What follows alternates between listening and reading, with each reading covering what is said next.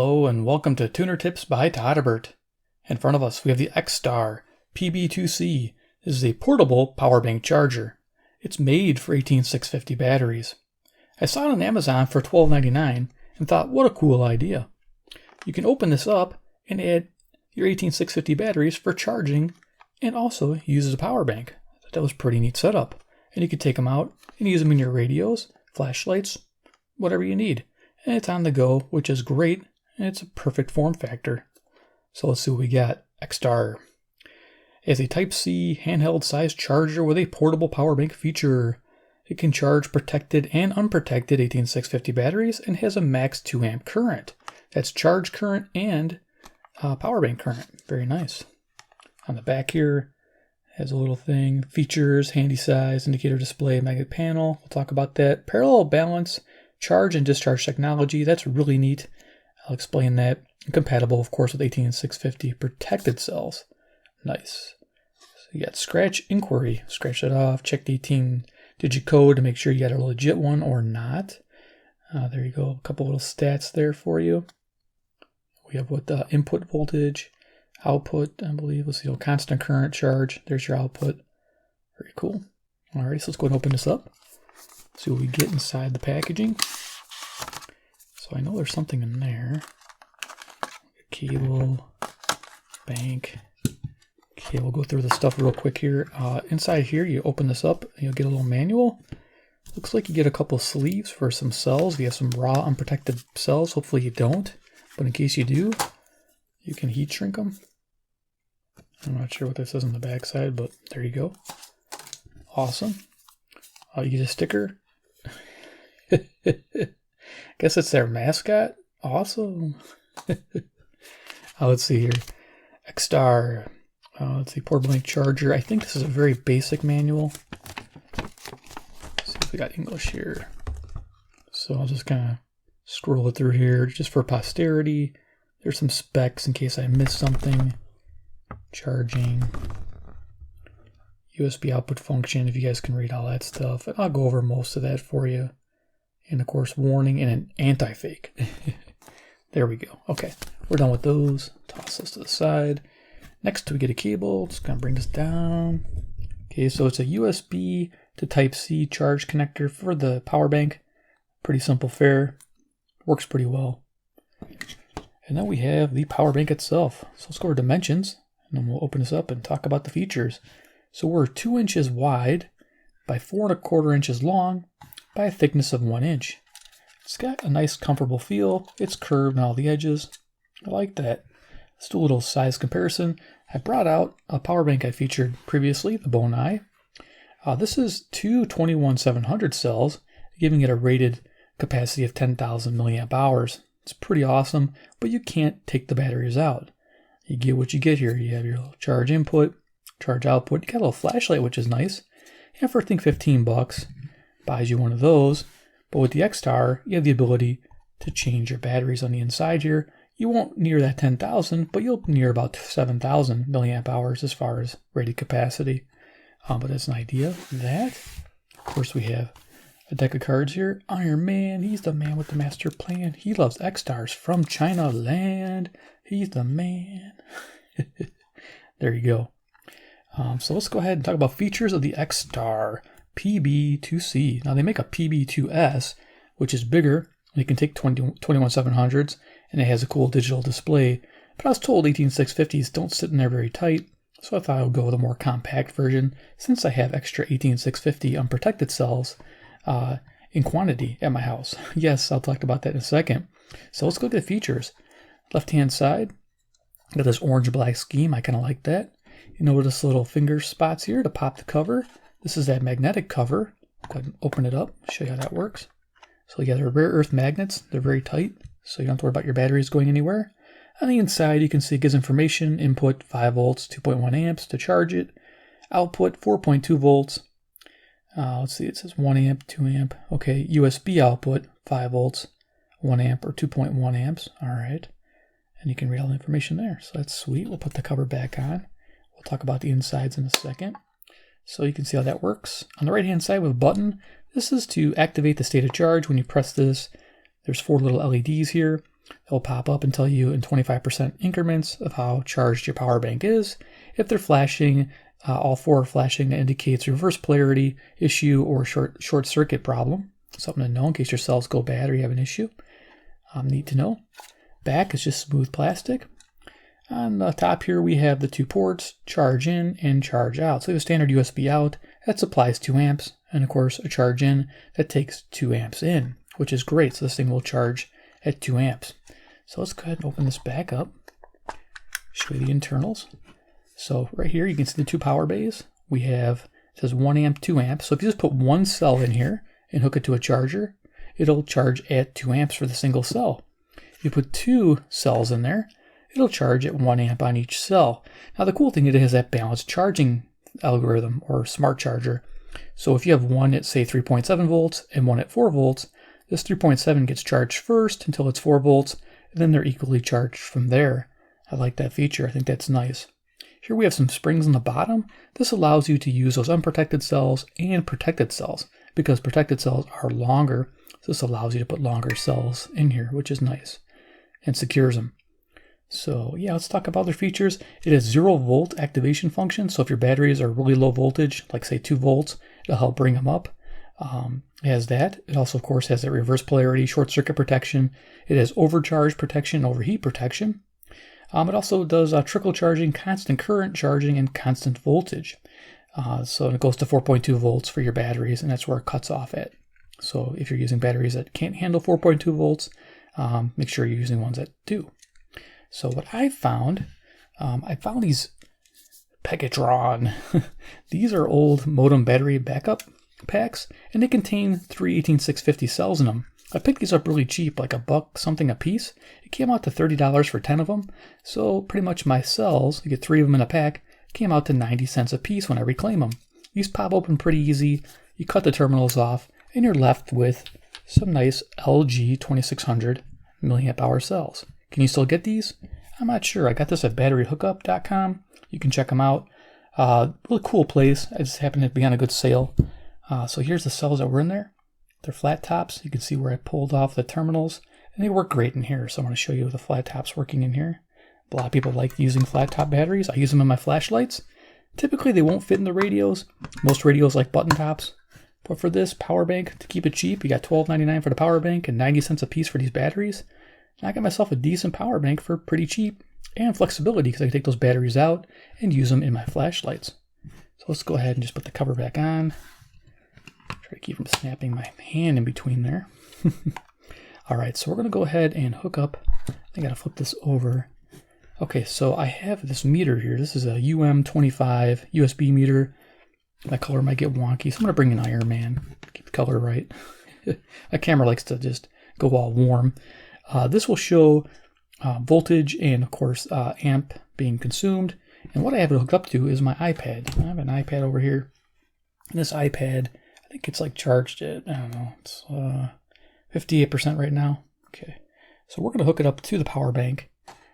And we're going to see, let's make sure we put that in one so you can see it's charging. There we go. Plug it in. If it doesn't turn on right away, oh, there we go. Show you guys what it says here. Okay, so it's charging. You can see over here. Well, it's got a lightning bolt there. I don't know if you guys can see that. Dang it. Lightning bolt. Come on, focus. It's there. It was there. Pain in the butt. There it is charging. Okay. So on our little meter here, it's showing about 4.9 volts, 4.8 volts, but it's pulling about almost 1 3/4 amps. So it definitely can pull 2 amps on this power bank. There you go. Now, is it enough to charge this iPad fully? No, but it's probably enough to pull it from 50% to 100% on these 2 batteries, and then you're done. Because I think the battery in here is like a 9,000 milliamp hour battery. And you have to allow for conversions because you're taking your 3.7 volts, going to 5, so that takes up a little bit of energy loss, and then going to the charger on the iPad from 5 back down to 3.7. So there's some loss there. But overall, it works really well. I'm really impressed with this. And this little meter is nice. I'll be using these for my power bank tests so you guys can see what it's doing and how it's faring there. So it's pretty basic. It'll show you milliwatt hours. Here's how many watts it's consuming at the moment. 8 watts. Nice. Resistance, not too bad. I don't know if that's accurate or not, but here's our capacity charged. And again, it's at 5 volts. So you can figure out your watt hours, which I like it automatically does. So pretty neat setup. I'll put a link to this meter if you guys are interested, along with links to this XTAR. So let's go ahead and unplug that. Okay, it should go back down to 5 volts. We're going to move the iPad out of the way. Let's hook up, let's say a radio. Everybody has a radio, right? I have an XTAR data sitting here, the D808, excuse me. I said that a little fast. I don't know if this battery needs charging or not, but let's see. Go ahead and plug this one in. I plugged it in here because, you know, the camera's always fun trying to hook this stuff up.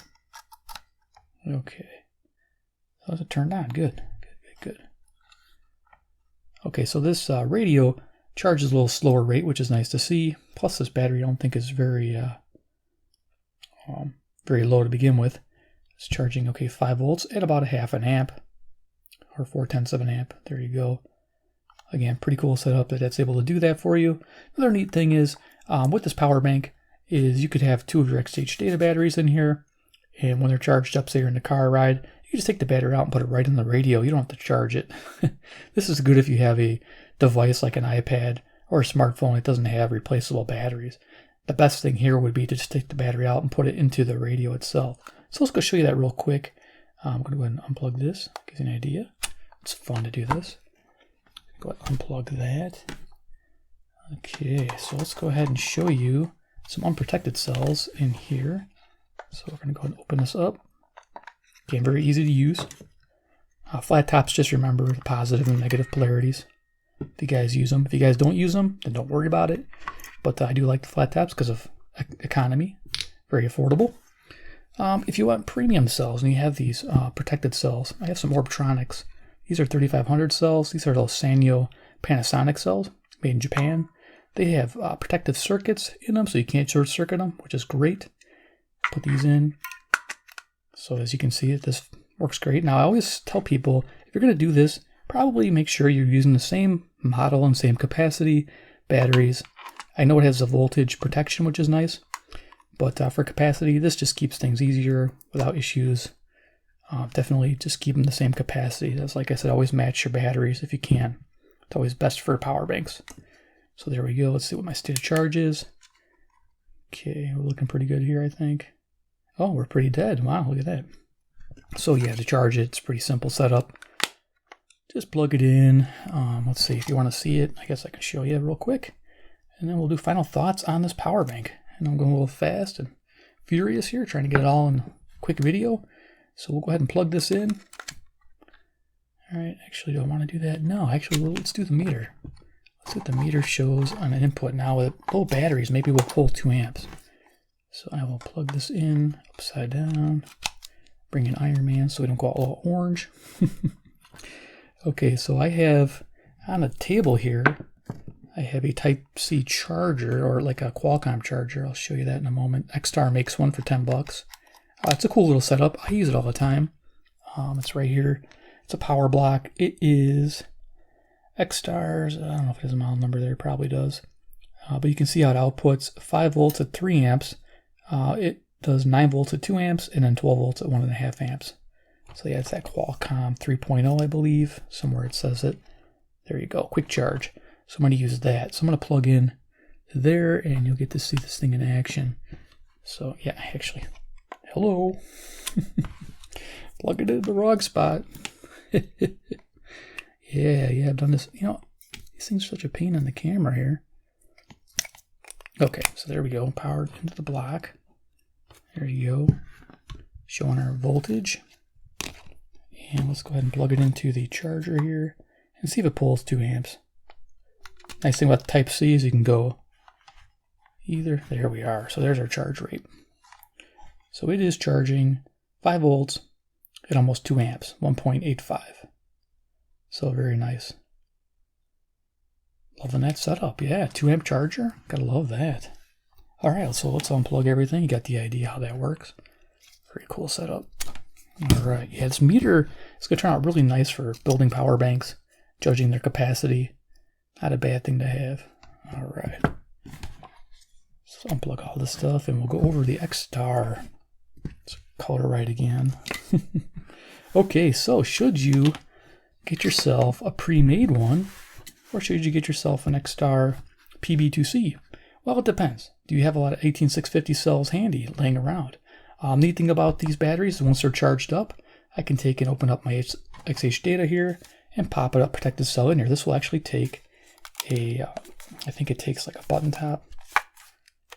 Get that open. Yeah, this one takes a button top. This is unprotected, but you can put a protected cell in there because it has that spring. So you can see you can do that. And then you just take your cell and put it right into your radio. I love having that setup. But if you don't really need that, you probably won't be happy with this because this is much more compact. No cover to fall off or have an issue with. And it has more capacity. But again, you're kind of out of luck here because it's all sealed in one unit. This here, you can actually run this power bank with just one battery, which is fantastic.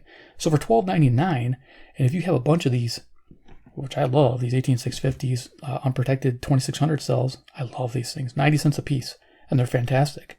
They might be older cells, but they're working great. Advertised as not being used or charged, and I believe them. So you have some nice high quality 18650s, use them, have fun, put them in your flashlights, and off you go. Of course, you can pick up protected cells, button tops, for affordable prices also, and being from China, like Tenergy's makes I think a twin pack for like $7, so you can pick up those too. These particular Orbtronics that are inside here now, those run about, I don't know, $14 a piece. Those are kind of expensive, more premium, like a Nikkor 1860 protected. So those are going to be expensive cells. Typically don't need those unless your device requires protected cells. So there it is, the XTAR. Definitely gets a recommendation by at $12.99 for being a charger, first of all, 2-amp charger, and of course, being convertible, being able to take cells out, charging one cell at 2 amps, charging 2 cells, balanced output, balanced discharging, balanced charging. Gotta love that. It does quite a bit. I've seen people actually add little USB lights to that little spot too. So if they want a little lamp, they could plug in a little USB lamp, and now they got a lamp on their power bank. Something to think about. All right, guys.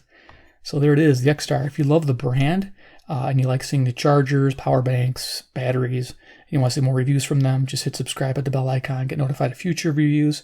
Of course, comment below what you think about the XTAR PB2C. Would this be one you'd like? You like the PB2S, which handles the bigger batteries, the 21700s. Only unprotected though on those. Let me know. I might get one of those too, but that was like $24. This was $13. This was a no-brainer for me to pick up for sure. So definitely worth an investment. Well, there you are. Okay, thanks for watching, and we'll see you in the next video.